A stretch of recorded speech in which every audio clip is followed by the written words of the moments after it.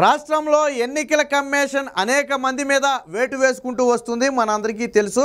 తాజాగా ఇటీవల సలహాదారుడి పదవిలో ఉన్నటువంటి సజ్జల రామకృష్ణారెడ్డి మీద ఎటువంటి చర్యలు తీసుకోవాలి అని చెప్పి రాష్ట్ర ఎన్నికల కమిషనర్ అయినటువంటి ముఖేష్ కుమార్ మీనా కేంద్ర ఎన్నికల సంఘానికి ఒక లేఖ కూడా రాశారు. సో దానికి కేంద్ర ఎన్నికల సంఘం నుంచి ఇప్పుడు రిప్లై కూడా రావటం జరిగింది. వాస్తవానికి గతంలో సలహాదారుడి పదవిలో ఉన్నటువంటి సజ్జల రామకృష్ణారెడ్డి అంటే అటు అభ్యర్థి కాదు, పోనీ అనర్హత వేటు వేయడానికి, ఇటు ప్రభుత్వ ఉద్యోగి కాదు, సస్పెండ్ చేయడానికి. మరి ఏం చేయాలి? సజ్జల రామకృష్ణారెడ్డి మీద ఎలా చర్యలు తీసుకోవాలి? ఆయన ఒక పరిధి దాటి మాట్లాడుతున్నాడు. 40 మంది సలహాదారుల్లో 9 మంది ఎవరైతే దాదాపు క్యాబినెట్ ర్యాంక్ ఉన్నటువంటి సలహాదారులు ఉన్నారో అందులో మొట్టమొదటి వ్యక్తి సజ్జల రామకృష్ణారెడ్డి. సో అనేక ఫిర్యాదులు వెళ్ళటం, ఆ ఎన్నికల కమిషన్ కూడా దాన్ని పరిశీలించిన పిమ్మట ఎట్టి పరిస్థితుల్లో సజ్జల రామకృష్ణారెడ్డిని కట్టడి చేయాలనే ఉద్దేశంతో దీనికి సంబంధించి ఈ ఎన్నికల ప్రవర్తన నియమావళిలో ఎటువంటి అంశం లేని కారణంగా కేంద్ర ఎన్నికల సంఘానికి సిఫారసు చేస్తే కేంద్ర ఎన్నికల సంఘం దీనికి ఒక స్పష్టమైన పరిష్కార మార్గాన్ని అయితే చూపింది. ఏంటి ఆ పరిష్కార మార్గం అంటే ఆ సజ్జల రామకృష్ణారెడ్డి మీద కూడా ఎన్నికల నిబంధనల ప్రకారం చర్యలు తీసుకోవచ్చు. దానికి 2 రీజన్స్ చెప్పింది. ఒకటి, ఆయన ప్రభుత్వ సలహాదారుడి పదవిలో ఉన్నాడు, అంటే ప్రభుత్వ ఖజానా నుంచి జీతం తీసుకుంటున్నాడు కాబట్టి ఇటు పదవేమో ప్రభుత్వ పదవి, ఆయన తీసుకునే జీతం కూడా ప్రభుత్వ ఖజానా నుంచే తీసుకుంటున్నాడు. పైగా క్యాబినెట్ హోదా కలిగి ఉన్నాడు కాబట్టి ఒక క్యాబినెట్ మంత్రి మీద ఎటువంటి చర్యలు తీసుకునే అధికారం రాష్ట్ర ఎన్నికల కమిషన్కి ఉందో అవే అధికారాలు సజ్జల రామకృష్ణారెడ్డి మీద చర్యలు తీసుకోవటానికి కూడా వినియోగించవచ్చని చాలా స్పష్టంగా చెప్పడం జరిగింది. కార్యనిర్వాహక ఉత్తర్వుల ద్వారా వాస్తవానికి సజ్జల రామకృష్ణారెడ్డి ఆ పదవిలోకి వచ్చాడు. సో అంటే ప్రభుత్వం ఆదేశాల ద్వారా ఒక జీవో విడుదల చేయడం ద్వారా ఆ సలహాదారుడు అనే పోస్టు క్రియేట్ చేయడం ద్వారా ఆయన వచ్చాడు. సో కార్యనిర్వాహక ఉత్తర్వులు ఖచ్చితంగా అవి కాబట్టి ఒక క్యాబినెట్ ర్యాంకు కూడా ఉంది కాబట్టి ఒక మంత్రి మీద ఎటువంటి చర్యలు తీసుకుంటారో అటువంటి చర్యలనే ఇప్పుడు సజ్జల రామకృష్ణారెడ్డి మీద కూడా తీసుకోవచ్చు అని చెప్పి కేంద్ర ఎన్నికల సంఘం చెప్పింది. దీంతో రాష్ట్ర ఎన్నికల సంఘం ఆదేశాలు కూడా జారీ చేయడం జరిగింది. ఇక నుంచి కన్నా నిబంధనలు ఉల్లంఘిస్తే ఖచ్చితంగా మీరు కూడా శిక్షార్హులవుతారు.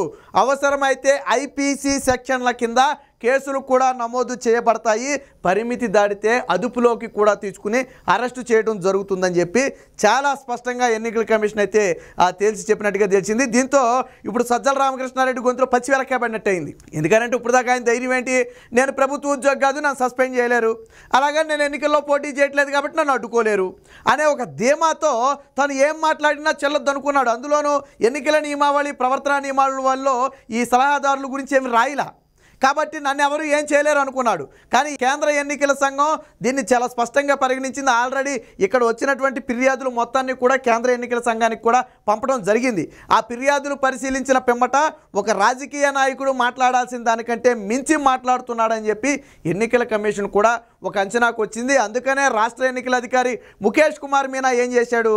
ఈయన పరిధి దాటి మాట్లాడుతున్నాడని గమనించే ఒక సలహాదారుడి పదవిలో ఉన్నటువంటి వ్యక్తి మితిమీరి మాట్లాడుతున్నాడు, రాజకీయాలు మాట్లాడుతున్నాడు, ఎన్నికల నిబంధనలను ఉల్లంఘించే విధంగా మాట్లాడుతున్నాడు, అది ప్రతిపక్షాలను దెబ్బతీసే విధంగా ఉందని ఫిర్యాదులు వచ్చాయి. కాబట్టి ఏం చర్యలు తీసుకోవాలి?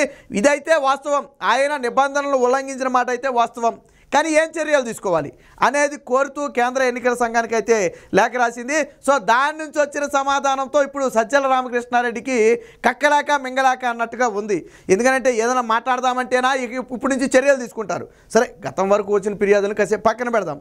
ఇప్పుడు నుంచి కన్నా ఆల్రెడీ ఎన్నికల కమిషన్ హెచ్చరికలు జారీ చేసిన తర్వాత కూడా ఒక క్యాబినెట్ మినిస్టర్ మీద ఎటువంటి చర్యలు తీసుకుంటామో, ఎటువంటి సెక్షన్ల కింద కేసులు నమోదు చేస్తామో అవి మొత్తం కూడా సజ్జల రామకృష్ణారెడ్డికి లేదా ఆ సలహాదారుడి పదవిలో ఉన్న వాళ్ళందరికీ కూడా వర్తిస్తాయి అని చెప్పిన తరువాత కూడా సజ్జల రామకృష్ణారెడ్డి రాజకీయాలు మాట్లాడితే ఖచ్చితంగా అది ఎన్నికల నియమావళిని ఉల్లంఘించడమే. ఇప్పటి వరకు అంటే వేరే విషయం, బట్ ఇప్పుడు ఆల్రెడీ ఆదేశాలు వచ్చిన పిమ్మట ఇప్పుడు సజ్జల రామకృష్ణారెడ్డి ఏమీ మాట్లాడలేని పరిస్థితి. వాస్తవానికి మనకు తెలుసు రాష్ట్రంలో ఏ శాఖ మంత్రి ఎవరు అనేది చాలామందికి తెలియకపోవచ్చు, కానీ సకల శాఖ మంత్రి ఎవరంటే మాత్రం సజ్జల రామకృష్ణారెడ్డి అని టక్కని చెప్తారు. ఎందుకంటే ఏ మంత్రి మాట్లాడాల్సి వచ్చినా ముందొచ్చి మాట్లాడేది సజ్జల రామకృష్ణారెడ్డి. వాస్తవానికి ఈ సలహాదారుడు పదవిని ఏంటంటే పూర్తిగా వైసీపీ ఏదో కార్యకర్త మాదిరిగా మార్చేశారు. ఒకప్పుడు సలహాదారులు ఇంతమంది ఉండేవాళ్ళు కాదు, అది పక్కన పెడదాం. మొదటి విషయం, గతంలో హైకోర్టు కూడా చివాట్లు పెట్టింది. ఈ సలహాదారుడు పదవులేంటి, మీ పరిస్థితి చూస్తుంటే రేపొద్దున మాకు కూడా ఒక సలహాదారుని పెడతారేమో, కోర్టులకి కూడా లేకపోతే జిల్లా కలెక్టర్లకు కూడా ఒక సలహాదారుని పెడతారేమో అనిపిస్తుంది. ఆంధ్రప్రదేశ్ ప్రభుత్వ తీరు చూస్తే ఎంతమంది సలహాదారులు, ఏ క్వాలిఫికేషన్లు ఉన్నాయి వాళ్ళకి, ఎందుకు నియమించారని చెప్పి గతంలో హైకోర్టు హెచ్చరించిన పరిస్థితి. సరే, హైకోర్టు ఎన్ని హెచ్చరించినా హైకోర్టు ఈ విషయంలో జోక్యం చేసుకోలేదు కాబట్టి, జగన్మోహన్ రెడ్డికి రాజ్యాంగపరంగా వెసులుబాటు ఉంది కాబట్టి సరే ఆయన ఇష్టం వచ్చినట్టు నియమించుకునడం కూడా అది వేరే విషయం. అయితే ఈ సలహాదారుడు పదవి వచ్చిన తర్వాత వాస్తవానికి ఆయన ఏం చేయాలి, ప్రభుత్వానికి సలహా ఇవ్వాలి. అది ఒక శాఖకి అయితే ఆ శాఖ మంత్రికి, లేదా జగన్మోహన్ రెడ్డికి అయితే జగన్మోహన్ రెడ్డికి, లేదా వేరొక మంత్రివర్గానికి అయితే మంత్రివర్గానికి ఆ సలహాను మాత్రమే ఇవ్వాలి. ఫర్ ఎగ్జాంపుల్ అగ్రికల్చర్కి సంబంధించి ఒక సలహాదారుడు ఉన్నాడు అనుకోండి, ఉదాహరణకు చెప్తా. ఆయన పని ఏంటంటే అగ్రికల్చర్కు సంబంధించి రైతులకు ఏ విధంగా మేలు చేయాలి, రైతులకు ఏ విధంగా గిట్టుబాటు ధర కల్పించాలి, ఎంత గిట్టుబాటు ధర కల్పిస్తే రైతులకు మేలు జరుగుతుంది, రైతులకు మేలు జరగాలంటే మనం ప్రభుత్వం నుంచి ఎటువంటి సహాయ సహకారాలు అందించాలి, ధాన్యం అంటే మనకి ఎక్కువ దిగుబడి ఎక్కువ రావాలంటే ఏం చేయాలి. సో ఇలాంటి వాటికి సలహాలు ఇస్తారు. వాళ్ళకి అసలు రాజకీయంతో సంబంధం ఉండదు, వాళ్ళకి రాజకీయాలతో సంబంధం ఉండదు. అది సలహాదారుడు పదవి అంటే.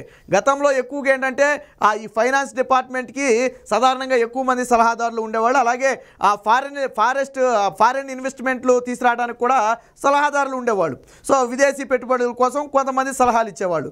సో ఇలాగ కానీ జగన్మోహన్ రెడ్డి చివరికి అప్పులు తీసుకురావడానికి కూడా ఒక సలహాదారుని పెట్టుకున్నాడని చెప్పి మాట్లాడుకుంటారు. సరే, ఎంతవరకు నిజం అంతవరకు అబద్ధం పక్కన పెడితే, కాకపోతే మనం చెప్పేది ఏంటంటే సలహాదారుడు పదవి అంటే కేవలం దానికి మాత్రమే ఉపయోగించాలి, వాళ్ళకి రాజకీయాలకి సంబంధమే లేదు. కానీ మరి ఇక్కడ సలహాదారుడుగా ఉన్నటువంటి సజ్జల రామకృష్ణారెడ్డి పరిస్థితి ఏంటి? దేశంలోనే ఒక ఐఏఎస్ ఐపీఎస్లకు రాని జీతం సజ్జల రామకృష్ణారెడ్డి కోట్ల రూపాయల్లో తీసుకుంటున్నాడు. దాదాపు 800 కోట్లు ఇప్పటికి తీసుకున్నాడని చెప్పి ఆల్రెడీ వార్తలు అయితే వచ్చాయి. మరి అంత జీతం తీసుకుని ఆయన ఏం సలహాలు ఇచ్చాడు ప్రభుత్వానికి? ఏదో ఒక సలహా చెప్పానండి. జగన్మోహన్ రెడ్డిని, ఇదిగో సజ్జల రామకృష్ణారెడ్డికి మేము ఇంత జీతం ఇచ్చాం, ఈ జీతం ఇచ్చినందుకు కానీ ఇదిగో మాకు ఈ సలహా చెప్పాడని ఒక సలహా చెప్పమానండి. ఏ రోజైనా సరే రాజకీయాలతో సంబంధం లేకుండా ఆయన మాట్లాడా? వివేక హత్య కేసు అంటే ఆయనే మాట్లాడతాడు, చంద్రబాబు మీద కేసు అంటే ఆయనే మాట్లాడతాడు, లేదా జగన్మోహన్ రెడ్డి మీద సిబిఐ కేసులు అంటే ఆయనే మాట్లాడతాడు, రాష్ట్రంలో అల్లర్లు జరిగినాయి అంటే ఆయనే మాట్లాడతాడు, లేకపోతే ఎక్కడో ప్రమాదం జరిగిందంటే ఆయనే మాట్లాడతాడు, లేదా వరదలు వచ్చినాయి కొట్టుకుపోయినాయి రైతులంతా నష్టపోయారంటే ఆయనే మాట్లాడతాడు. అది ఇది అని లేదు, ఏదో వచ్చినా ఆయనే మాట్లాడతాడు. మరి అందుకే కదా ఆయన సకల శాఖ మంత్రి అంది. సాధారణంగా ఏ పరిస్థితి ఏ విపత్తు వచ్చినా కానీ దానికి సంబంధించిన వాళ్ళు మాట్లాడాలా. కానీ ఇక్కడ అన్నిటికీ కూడా సజ్జల రామకృష్ణారెడ్డే మాట్లాడతాడు. ఇప్పుడు మించి మాట్లాడుతున్నాడు. చంద్రబాబుని, పవన్ కళ్యాణ్ని, నారా లోకేష్ని విమర్శిస్తూ రాజకీయ పరిధి దాటి ఇప్పటివరకు ఎలా మాట్లాడాడో ఇప్పుడు కూడా అలాగే మాట్లాడుతున్నాడు. కాబట్టి ఎలక్షన్ కమిషన్ అయితే అడ్డుకట్ట వేయడానికి ఆల్రెడీ ఆదేశాలు జారీ చేసింది. దీంతో సజ్జల రామకృష్ణారెడ్డి నోటికైతే తాళం పడినట్టుగా తెలుస్తుంది. మరి సజ్జల రామకృష్ణారెడ్డి ఇప్పటికైనా నోరు అదుపులో పెట్టుకుంటాడా, లేదా ఎలక్షన్ కమిషన్ ఆదేశాలను సైతం ధిక్కరించి రాజకీయాలు మాట్లాడతాడనేది వేచి చూడాలి.